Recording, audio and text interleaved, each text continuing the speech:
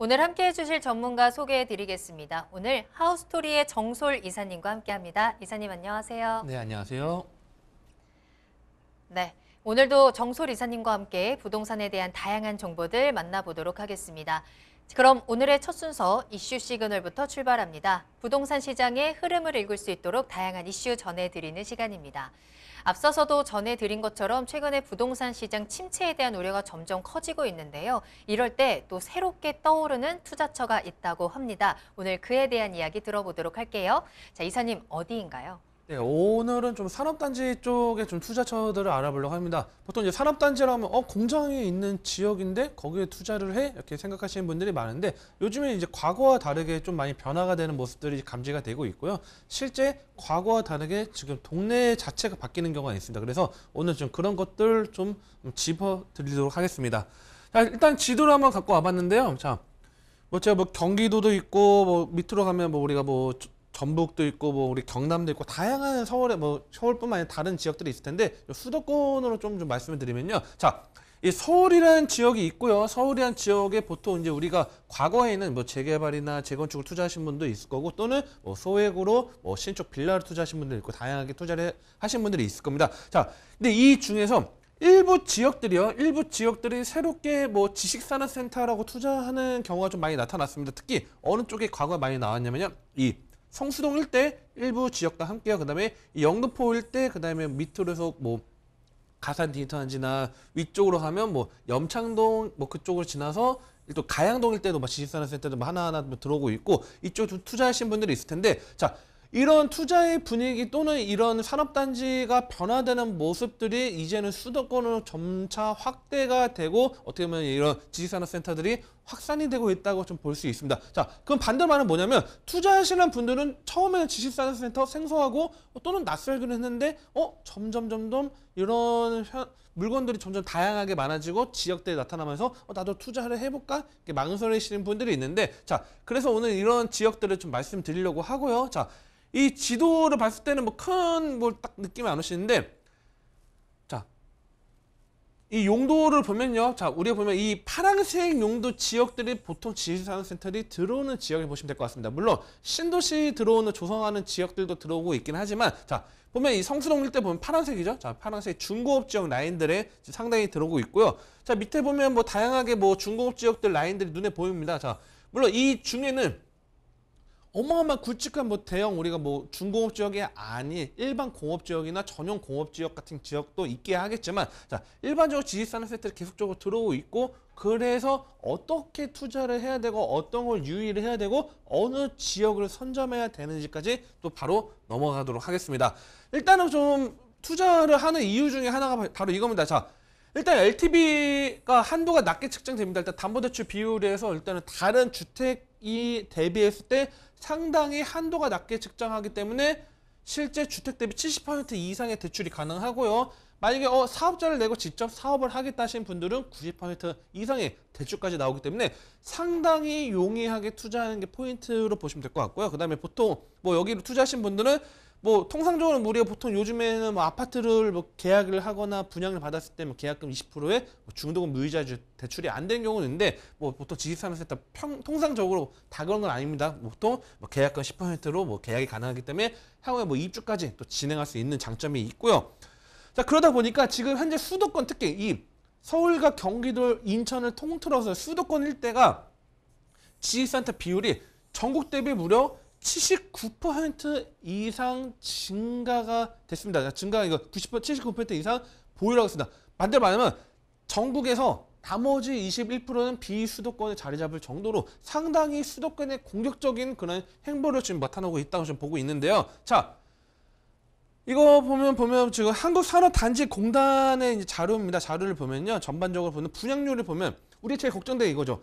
분양이 안 되면 어떡하지? 미분양이 많으면 어떡하지? 그런 경우인데 일단은 국가 산업단지와 일반 산업단지 있고 도시첨단 농공인데 종합적으로 95%의 분양률이 지금 현재 22년도 1분기에 나오고 있다. 즉 분양률은 아직까지는 좀 양호하게 나오고 있다 보시면 될 것 같고요. 상당히 물론 그 안에 뭐 임차가 상당히 뭐 안 될 수도 있는 경우도 있긴 하겠지만 현재 이 통계 자료를 갖고 오면요 95% 정도의 분양률이 지금 확인이 되고 있다 이렇게 보시면 될 것 같습니다. 자 앞에 내용은 그냥 이런 게 있다 이런 거 있다 이런 거 있다 생각하시면 될 것 같고요. 지금부터 좀 말씀을 나누면요.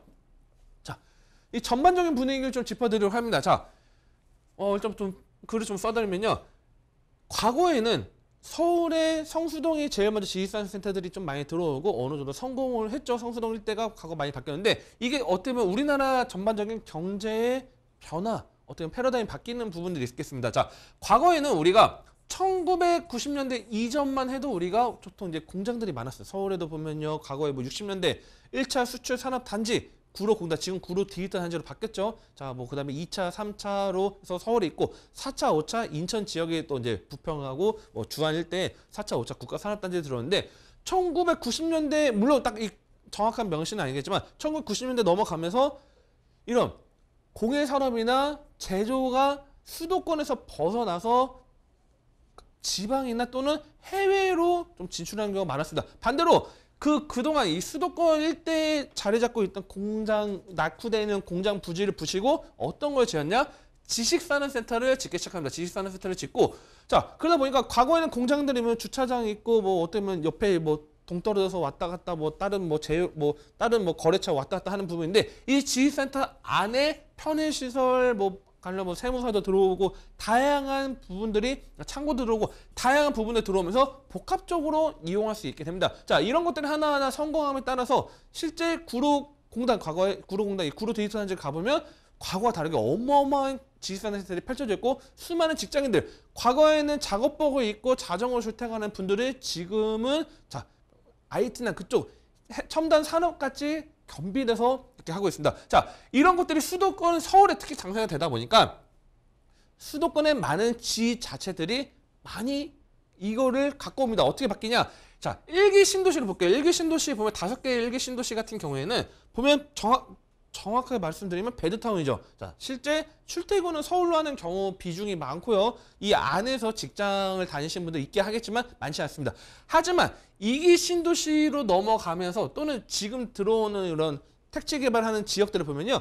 지식산업센터를 같이 개발하는 부분이 있습니다. 뭐 예를 들어서 뭐 구로 항동지구로 하면 항동지구 일대도 지식산업센터 들어오고요. 또 이쪽 우측으로 뭐 미사 신도시 가보면 미사 일대도 지식산업센터를 같이 포함해서 또는 다산 같은 경우도 지식산업센터를 들어오면서 자 그런 식으로 복합적으로 개발하다 보니까 어떻게 보면 뭐 수도권 일대 일자리가 직주 근접이 뭐 결합이 되는 장점도 있겠지만 반대로 말하면 그만큼 우후죽순으로 좀 많이 들어오는 경우가 좀 많이 생기더라 이렇게 좀 보고 있습니다. 그래서 자 서울 같은 경우는 강세로 지금 나타나고 있습니다. 실제적으로 실거래가나 가격 상승 폭을 보면요. 2017년도, 2018년도 통계 제가 뭐 통계까지 갖고 오진 않았지만 대비했을 때 상당히 가격 상승이 일어났고요. 자, 특히 서울내 같은 경우는 거래 상승 폭이 높게 상승되는 이유 중에 하나가 이 사무실 용도로 많이 활용합니다. 자, 가장 중요한 거는 왜 그러냐면 접근성이죠. 자, 일단 접근성 자체가 서울 내에서도 위치가 좋고 지하철이 이미 어느 정도 완비가 된 지역 내 지식산업센터에 들어오는 곳들은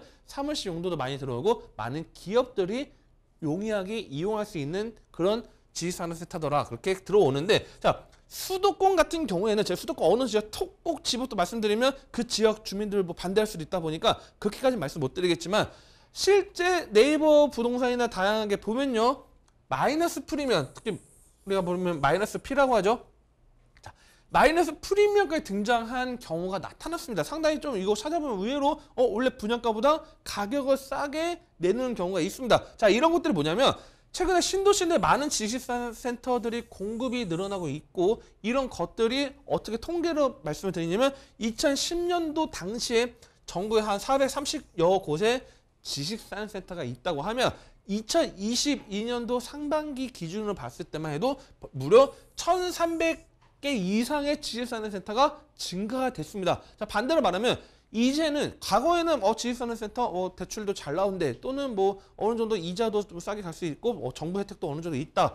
또 그렇기 때문에 뭐 법인을 내면 또 뭐 효율적인 게 있다 해서 투자하신 분도 있었지만 지금은 이런 것들을 좀 옥석을 가리면서 투자를 포인트 잡아야 될 것 같고요. 두 번째 또 이거죠.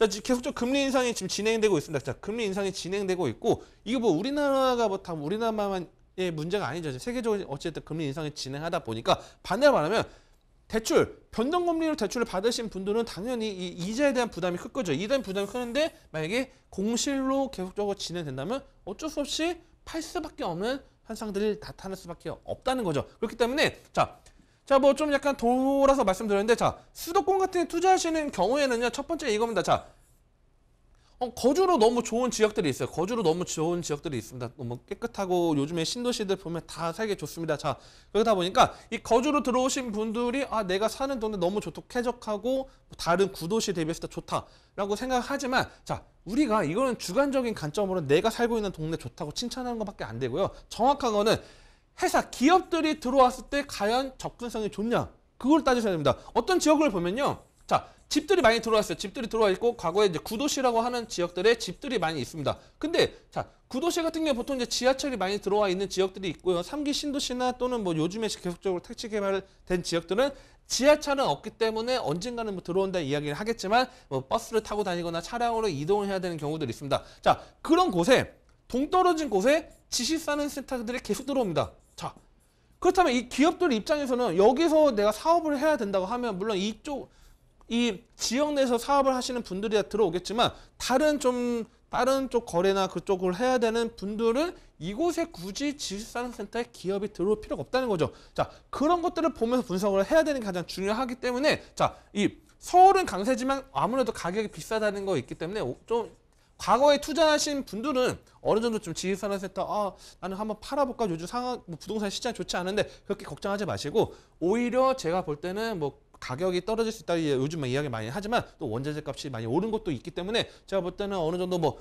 올랐다가 살짝은 뭐 조정을 받거나 좀 떨어질 수 있지만 확 떨어지기에는 뭐 세계 경기가 위기가 오나 그러지 않는 이상은 뭐 큰 걱정이 있기 때문에 기존에 투자하신 분들은 좀 지식산업센터 좀 임대 수익을 좀 활성화시킬 수 있는 걸로 좀 갖고 가시되 뭐 인근에 지식산업센터들이 많이 들어오는데 공실 비율이 많아진다. 그때면 어느 정도 그때 정도 계속 체크하면서 매도하시는 게 좀 체크하시면 될 것 같고 공실 같은 경우는 뭐 있게 하겠지만 어느 정도 무난하게 어느 정도 지식산업센터들이 계속 좀 운영이 되고 있다. 뭐 실제 가보면 지식산업센터는 뭐 집처럼 뭐 비어 있는 게 아니죠. 오픈되어 있죠. 그렇기 때문에 들어가서 기업들이 들어와 있는지 여기 사업을 하고 있는지 뭐 점심 때 구내식당 같은 뭐 지하에서 식당에 밥 먹는 사람들이 많은지 그런 것도 보면 대충 공실료 같은 건 눈에 볼 수 있습니다. 집 같은 경우는 뭐 문 잠가놓을까 모르겠지만 하지만 수도권 같은 경우는 신도시에 무작정 들어가시는 건 좀 위험하기 때문에 만약 신규 또는 뭐 택지 개발이나 신도시 쪽에 지식산업센터 보시는 분들은 인근에 기존의 뭐 산업단지나 또는 기존의 다른 뭐 업무타운들하고 접근성이 괜찮은지 그거를 반드시 체크하고 투자하시는 게 가장 중요하고 자, 뭐 방송 시간이 워낙 짧다 보니까 이걸 좀 구체적으로 지역별로 뭐 말씀드리기 어렵고 또 지역을 직접적으로 오픈드리기도 좀 약간 좀 난해하기 때문에 이렇게 좀 두루뭉실하게 좀 설명드리겠지만 핵심 포인트만 좀 짚어서 투자하시면 좀 성공적인 투자 가능하다 이렇게 정리를 해드리겠습니다. 네, 뭐 여러 가지 특징들과 또 투자 포인트에 대한 부분들 체크를 해주셨는데요. 산업단지에 투자를 할 때 투자 포인트가 어떤 게 있는지 다시 한번 정리를 해주셔도 좋을 것 같거든요. 어떤 게 있을까요? 네, 산업단지 투자 포인트는 이겁니다. 첫 번째는요. 산업단지 투자 포인트는 뭐 교통이나 접근성이 중요하겠습니다. 자, 집이 많은 지역에 산업단지가 들어왔도 지식산업센터 또는 그런 것들이 들어왔다고 좋은 게 아닙니다. 자, 우리가 보면 예를 들어서 만약에 일자리 뭐 수출을 해야 되는 기업들이 많은 지역들은 당연히 뭐 항만이 가까운 지역이 용이할 거고요. 또는 뭐 만약에 낙농업을 하는 지역들은 또 상당히 그런 거 중요하기 때문에 이런 것들 체크하셔서 좀 업무성, 그러니까 주거용으로 접근하는 그 아파트나 뭐 주택으로 접근하는 게 아니고 일자리 업무성을 중심으로 체크 포인트로 보시면 도움이 될 것 같습니다. 그래서 이런 것들 체크하셔서 첫 번째는 뭐 공시 비율 낮은 것 좀 체크하시고요. 두 번째는 인근 지역 입지 체크하시는 것도 좋고요. 그 다음에 공급 체크 비슷한 지역에 공급이 많은지 근데 공급이 많은데 뭐 계속적으로 기업이 유치가 된다고 하면 당연히 갖고 가야겠죠. 근데 그렇지 않다면 어느 정도 또 하나의 또 대안을 찾아셔야 될 것 같고요. 자, 마지막으로 좀 시세 차익을 너무 노리시는 것 좀 저는 좀 지양하겠습니다. 좀 어떻게 보면요. 다른 부동산 투자 상품과 다르게 나는 시세 차익으로 해서 뭐 수익형 부동산, 차익형 부동산 가겠다 하시는 것보다는 차라리 좀 노후나 또는 나는 월세 임대 수익으로 좀 안정적으로 받겠다 또는 나는 좀 업무 목적으로 좀 이용을 하겠다 하시는 분들을 좀 추천을 드리기 때문에 좀 안정적인 투자나 좀 보수적 투자하시는 분들이 하시고 좀 공격적 투자는 차라리 다른 부동산 투자를 하시는 걸 좀 추천해 드리겠습니다. 네, 오늘 이슈 시그널에서는 투자에 대한 시각을 조금 더 넓혀봤습니다. 그동안 주택이나 상가에 집중이 되어 있었다면 산업단지 투자에도 한번 관심을 가져보시는 것도 좋을 것 같은데요. 실제로 신도시 지역을 지나가다 보면 아파트만큼이나 이 지식산업센터도 많이 생기고 있다는 점을 느끼실 수 있을 겁니다. 어떤 산업단지를 선택을 해야 되는지 또 투자 시 유의할 점은 없는지 그 특징들까지 짚어드렸으니까요. 한번 참고해 보시고 기회 잡아보시길 바라겠습니다. 자, 추가적으로 궁금한 부분 있으시다면 언제든지 부동산 시그널로 문의 전화 주시길 바라겠습니다. 서울전화 02-2128-8562번, 02-2128-8562번 열어두겠습니다.